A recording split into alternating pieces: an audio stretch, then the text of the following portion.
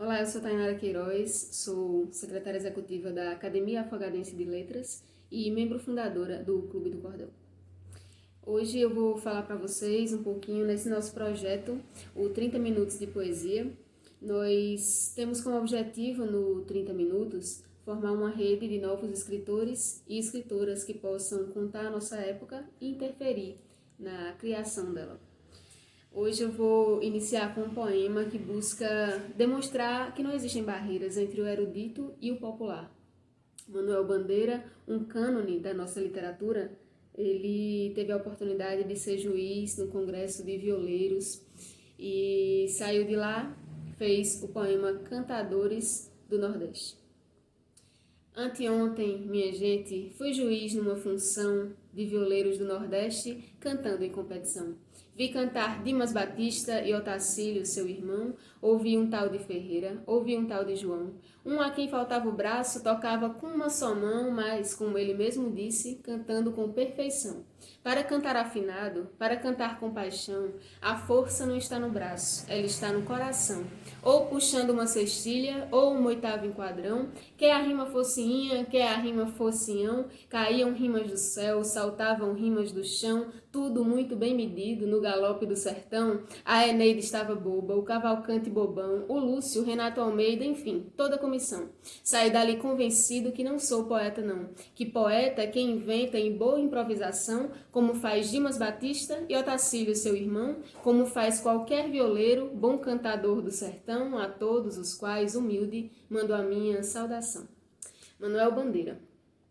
Nesse poema a gente percebe que o Bandeira mesmo, um cânone da nossa literatura dita clássica, reconhece a altura, a grandeza da poesia, da métrica, da rima, elaborada pelos cantadores do Nordeste, que também representa a estrutura da literatura dita popular, né? O cordel, a cestilha, a décima, tudo isso representa muito da nossa raiz, né? A raiz da forma de comunicação do povo brasileiro. E é assim que a gente inicia esse encontro. No encontro anterior, quem não viu pode procurar na rede social, no canal do YouTube, Tainara Queiroz, na página do Facebook de mesmo nome, e no Instagram, né, @queiroz.tainara. Vocês podem procurar e a gente discutiu sobre as formas em que a literatura se apresenta, né? A forma lírica, a forma épica, a forma dramática. E a gente hoje inicia falando justamente sobre esse lirismo, o lirismo que é tão conhecido, que é você falar da expressão da sua emoção, às vezes até esquecendo-se, inclusive de si mesmo, de si mesma, e dando mais atenção à sua emoção, ao grito inicial da emoção, ao grito inicial da poética. E para você escrever é isso, não pode ter medo de nem fugir do seu próprio grito, do próprio grito das suas emoções, o que pede, digamos assim, o seu coração, enfim. A forma como a gente experimenta a vida, que a gente já discutiu, precisa ser original, precisa estar em carne viva para experimentar a vida e poder narrá-la com verdade. E em seguida, não ter medo do grito que essa experiência com a vida traz. E esse grito mais será ouvido se for dito na forma que as pessoas conseguem se comunicar ao seu redor. Não é? Se você fala num idioma diferente, por exemplo, que a pessoa não consegue falar, vai ser muito difícil de você ser compreendida ou compreendido. Mas se você utiliza o vocabulário que aquela pessoa está acostumada, se você utiliza as expressões que fazem parte da formação cultural daquele grupo social, você tem muito mais chances de se fazer compreender e de levar adiante a mensagem que você se propõe a passar. E dessa forma, eu faço hoje aqui um apelo para que nós não nos colonizemos mais do que já fomos colonizados e colonizadas, não é? Porque a gente quando escolhe uma forma de falar, a gente passa também um conteúdo. Forma também é conteúdo, não é? Então, nosso país foi colonizado por europeus, e a forma dos europeus se colocarem frente ao mundo é uma forma que denota a cultura deles. A nossa cultura é completamente diferente, né? Nós somos originalmente indígenas, depois nos miscigenamos com os negros, com os europeus, e tudo isso faz com que nós tenhamos uma cultura específica muito diferente da cultura europeia. Então, europeizar, estrangeirizar a nossa forma de comunicar as nossas emoções, a forma de comunicar a nossa mensagem, pouco serve para quem quer ser compreendido e compreendida pela sua época, pelas pessoas que são suas conterrâneas. E para quem não é conterrâneo ou conterrânea, falar é muito mais difícil, é um processo de construção, de alargamento da sua expressão, conseguir falar para as pessoas que não convivem com a mesma realidade que a sua. Então, expressar-se para quem conhece a sua realidade, vive a sua realidade, é um primeiro passo na literatura, e aí os processos de alargamento, como é natural, vêm em seguida na prática do trabalho, né? Como também já discutimos, a literatura é um trabalho como outro qualquer, e é no aprimoramento do fazer que a gente chega ao que se pode aproximar do conjunto de uma obra prima, né? É como a gente discutiu, o James Joyce, ele não fez inicialmente a sua obra-prima, ele fez um romance experimental, né? Que foi o Retrato do Artista quando jovem, e em seguida, trabalhando a sua escrita literária, é que ele chega ao que é considerado sua obra-prima, que é Ulisses. Então, o alargamento da expressão é fruto do trabalho em cima dessa própria expressão, né, da sua expressão. Então, esse chamado para voltar às raízes da nossa forma de contar a nossa vida é um chamado que é preciso fazer, porque contar a nossa época significa voltarmos para nós mesmos, nós mesmas, para o nosso tempo, para a realidade à nossa volta. E é muito difícil de fazer essa volta contando a partir de um olhar estrangeiro, né? E para isso a gente precisa entender como se dá a raiz do que é conhecido, né, como literatura popular e do que é conhecido como literatura clássica. Naquele momento de nascimento, os mouros na Europa desenvolveram essa forma metrificada de fazer versos, né? As rimas foram sendo incorporadas, o sistema de rimas. A gente vem desenvolvendo isso, a humanidade vem desenvolvendo isso, e a gente chega até um Dante Alighieri, que escreve o seu Inferno de Dante. A gente chega a um Homero, né, com a Odisseia. A gente chega a esses grandes nomes europeus que fizeram uso da métrica, da rima, do soneto, né, que é criado também em Portugal. E depois uma nova variação surge, né, o soneto alexandrino, que é o dodecassílabo. E aí essa colonização, que já foi mencionada aqui, ela traz todos os elementos culturais junto, né? Não tem como você chegar e não levar a sua cultura, porque nós somos a nossa cultura, esse caldo cultural nos acompanha. Então, chegou ao Brasil não somente um conjunto de europeus, mas toda a cultura que eles experimentaram no seu crescimento, na sua formação enquanto povo. Então, ao chegar à Serra de Teixeira, na Paraíba, essa carga cultural transformou-se não é uma coisa homogênea, né? A cultura chega, se encontra com aquelas pessoas que têm uma outra cultura e simplesmente se torna a mesma coisa que já era. Não, ela se transforma pela vivência daquelas pessoas e de fato transformou-se. E o próprio cordel, que já existia em Portugal, que já era popular em Portugal, ele não é o mesmo cordel que vai ser desenvolvido aqui. O Leandro Gomes de Barros, poeta, ele vai e transforma esse cordel, fazendo uma miscigenação do cordel, né, pela forma como nós contamos. Então, ele passa a contar toda a história em sextilhas, concluindo com septilha. Para quem ainda não está habituado, a sextilha é a estrofe em 6 versos, a septilha é a estrofe em 7 versos, havendo um sistema de rimas em que na sextilha rima-se o segundo verso com o quarto, com o sexto, e sendo o primeiro, terceiro e quinto versos livres, né, sem rima, porém com métrica.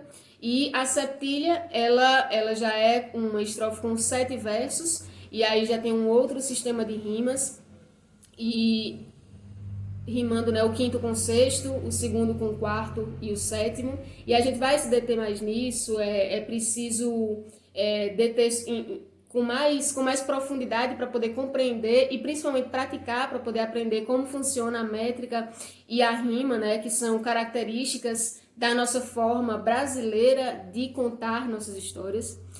E nesse sentido, a partir do momento em que nos apropriamos dessa cultura, que é a mesma cultura que produz um Dante, que produz um Homero, também produz um João Batista de Siqueira, o Cancão, também produz um Leandro Gomes de Barros, também produz tantos e tantas que fazem com que a nossa cultura seja contada por um poema tão representativo, que é o Cantadores do Nordeste. Um Manuel Bandeira, cânone da literatura dita clássica, rende-se à grandiosidade do improviso, da métrica e da rima. Ele que também escreveu versos livres e termina o verso fazendo uma saudação e dizendo que nem se considera poeta perto da grandiosidade do que ele viu ali no palco, nas apresentações dos violeiros, que levavam justamente essa cultura que passa a ser chamada pelos próprios europeus, pelos brasileiros que se adequaram mais à cultura europeia, pelo menos psicologicamente, passa a ser chamada de cultura popular ou literatura popular. E numa forma também de tornar desigual, não é? A literatura clássica teria um patamar, a literatura popular teria outro, e isso tendo ambas a mesma raiz e tendo um desdobramento, sendo apenas um desdobramento dentro do nosso país. Então, é um chamado para perceber que a aresta entre o que é conhecido como erudito e o que é conhecido como popular, ela é uma aresta que vem não necessariamente da construção, porque a construção é a mesma, mas sim de uma concepção de diferença entre uma coisa e outra, quando na realidade a construção é a mesma, a origem é a mesma, a diferença é que existe uma coisa que é nossa e existe uma coisa que não é nossa, e muitas vezes é mais valorizar aquilo que não é nosso, né? Tem até o ditado popular que santo de casa não faz milagre, né? Mas em termos estéticos, em termos tanto de forma como de conteúdo, a grandeza das construções que são ditas populares é a mesma, o preciosismo, tanto com o conteúdo como com a forma, também é a mesma, e a gente se perde muitas vezes não conhecendo aquilo que é nosso e nos aprofundando naquilo que vem de fora, e acabamos não desenvolvendo a nossa expressão, não conseguindo fazer chegar aquelas pessoas que precisam receber a nossa mensagem, que comprariam o nosso cordel, que comprariam o nosso livro, porque a gente está tentando contar de uma forma que não é a nossa forma. Certo? Então, eu trago aqui uma discussão que a própria Paulina Chiziane, e quem ainda não conhece, eu indico que procure conhecer, uma escritora moçambicana que traz toda a cultura daquele povo nas suas palavras, nos seus livros. É ela que escreveu, por exemplo, a Balada de Amor ao Vento, e a Paulina fala justamente disso, né? Ela teve uma grande repercussão mundial, né? É conhecida em todo o mundo, já lançou vários livros e, enfim, reconhecida no seu país. Na última live que vi dela, ela dizia que estava muito feliz porque estava de bem com o seu país e seu país estava de bem com ela, porque, claro, ela conseguiu contar a história daquele povo a partir da literatura e fazê-la chegar em todos os lugares do mundo, né? Onde existe internet chega tudo, então você consegue comprar um livro da Paulina em qualquer lugar. De forma que ela também vem de um país que foi colonizado, não é? E precisou romper a barreira do contar também, do contar com a sua própria forma de falar. Inclusive fala que muitas pessoas criticavam a forma como ela contava suas histórias, como ela narrava suas histórias, porque não cabia no padrão europeu de contar. E ela dizia justamente que é por aí que ela via que estava certo, porque ela não é europeia, né? Então, existem formas das pessoas em Moçambique conversarem, contarem, defenderem suas causas, contarem suas memórias, dividirem-se umas com as outras, e era dessa forma que ela precisava contar a história, e de fato o fez, para que fosse verdadeiro, né? Para que falasse sobre o povo moçambicano. Moçambique, que é também a terra do Mia Couto, e ele também faz um esforço de contar a história daquele povo. Mas, enfim, essa discussão traz justamente a necessidade de que, se nós queremos formar uma rede de novos escritores que contem a nossa época, é necessário que nós nos apropriemos da forma de contar que o nosso povo se utiliza. Não é? As expressões das pessoas ao nosso redor, as experiências das pessoas ao nosso redor, seja da nossa faixa etária ou de outras faixas etárias, a experiência dos trabalhadores e trabalhadoras, a experiência de enfrentamento, por exemplo, da pandemia, como tem sido, que tipo de opiniões têm sido reverberadas nas padarias, não é, nas farmácias, nas calçadas, nas academias que estão reabrindo, nos bares que estão reabrindo. Quais são os caminhos de percepção que existem entre nós? Quais são as dificuldades que são enfrentadas nesse período de quarentena, por exemplo? E o que é que o nosso governo tem feito? Tem sido satisfatório? Não tem? Os governos estaduais, municipais, o nacional, quais são as experiências positivas, quais são as experiências negativas, o que é que vai ficar disso aqui, qual é a mensagem de esperança ou não que nós temos a passar para as pessoas ao nosso redor, para as pessoas que virão depois de nós, para os nossos filhos e filhas, netos e netas, enfim, para as próximas gerações. Então, a realidade cabe a nós nesse momento, e a realidade ela não é somente aquilo que está posto, ela é justamente uma narrativa. Cada pessoa vai experimentar de uma forma a realidade, e para que isso não se perca, existe a literatura, e justamente a literatura ela não é somente um registro do que acontece, mas também uma construtora daquilo que está por vir. A forma como nós narramos o mundo define quais serão nossas ações frente ao mundo. Então, a forma como nós vamos sair dessa pandemia determina o que vai existir após a pandemia. O futuro não está colocado e narrar o presente é uma das ferramentas que nós temos de construí-lo. Dessa forma, o convite que nós procuramos fazer hoje, aqui nesse momento, é justamente de retornarmos à raiz de nossa escrita literária. E como retornar à raiz da escrita literária? Retornando à forma como fala o nosso povo, como discute o nosso povo, como conversa o nosso povo, como divide as memórias. Não adianta tentar falar para uma pessoa em outra língua, como eu já falei, nem com outras expressões, porque aquilo não vai, o lírico em mim não vai tocar o lírico nela. Então, se nós, para escrevermos, precisamos defender o nosso grito, para nos fazer ouvidos e ouvidas, precisamos defender o grito e o ouvido do outro. Então, a literatura é um via de mão dupla. Eu preciso me comunicar e o outro precisa entender. E dessa forma, caminhando dentro de um terreno conhecido pelo outro, que tem a ver com a sua expressão, com a forma como o outro vive, é muito mais simples que eu me faça entender, mas isso não quer dizer que a gente não possa caminhar também por outros terrenos, o terreno daquilo que é dito clássico.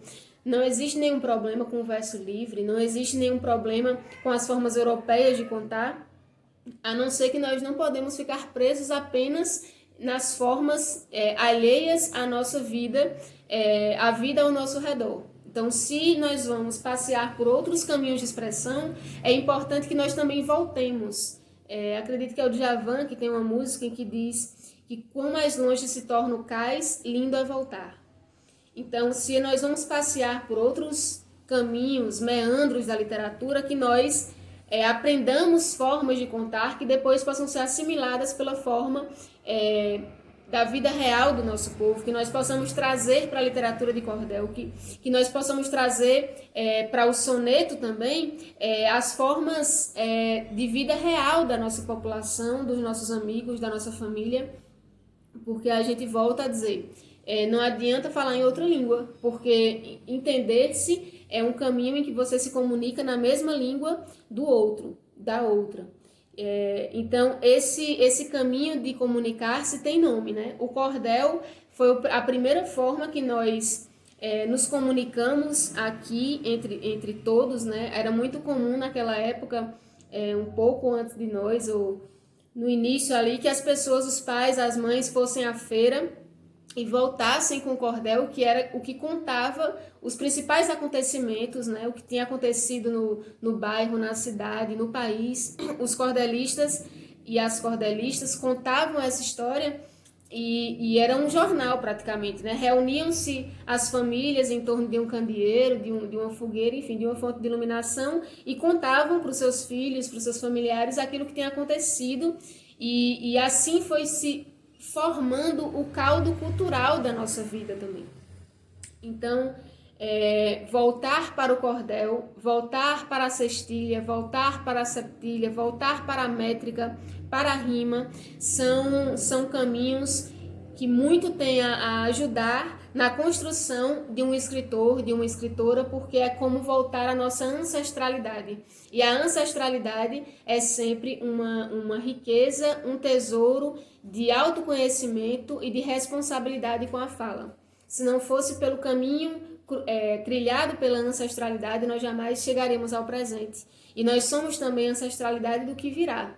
Então, respeitar aquilo que foi feito antes de nós, aprender com aquilo que foi feito antes de nós e praticar a partir desse aprendizado é não somente um exercício literário, mas um exercício de respeito e de gratidão para com quem nós somos. Né? Nós somos produto e fruto daquilo que veio antes de nós. Então, convidamos todos e todas que estão se empenhando ou querem se empenhar na tarefa de escrever, de contar a nossa história, que nós nos voltemos para as raízes da nossa forma de contar. Que nós nos voltemos para o sistema de rimas do nosso povo, para o sistema de métrica do nosso povo, para o sistema de contar, para que a nossa narrativa seja uma narrativa que fale com a nossa população, com as nossas famílias, com as pessoas ao nosso redor e, com certeza, com a nossa época. Se nós não nos contamos para a nossa época, pouco vamos conseguir interferir nela, e interferir na época, é transformar, é recriar a nossa época. O objetivo dessa formação da rede de novos escritores e escritoras e com certeza você que está assistindo pode participar e dar sua contribuição na formação dessa rede. Escrever não é uma coisa para escolhidos, escrever é uma coisa para quem se debruça sobre essa tarefa como qualquer pessoa pode fazer, porque como já discutimos em outro vídeo também, nossa vida é narrativa, nós funcionamos como narrativa, então transformar isso em algo escrito, literário, é apenas um trabalho de transpor aquilo que nós já somos para a folha de papel ou para o Word, né?